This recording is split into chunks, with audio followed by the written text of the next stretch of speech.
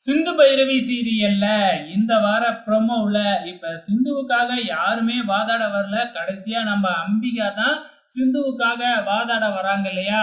இப்ப சிந்துவுக்கு ஆதரவா அவங்க என்னத்த முன் வைக்கிறாங்க அப்படின்னு பாத்தீங்கன்னா, கல்யாணத்த நிறுத்தணும் அப்படிங்கறதுக்காக தான் இப்படி சிந்து பண்ணியிருப்பாளே ஒழிஞ்சு வேணும்னே பண்ணியிருக்க மாட்டாங்க.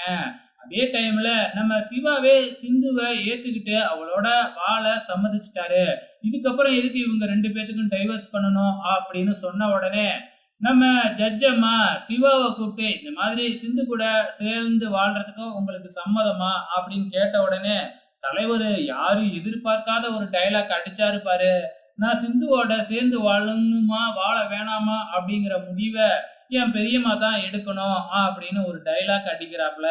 இந்த டயலாக் எல்லாம் கேட்கிறப்பவே ரொம்ப கொடுமையா இருக்கு. ஏன் உன் வாழ்க்கையில வேணுமா, வேணாமான்னு சொல்றத விட்டுப்புட்டு, எதுக்கெடுத்தாலும் என் பெரியம்மா, என் பெரியம்மா அப்படின்னா என்ன நடக்கும்?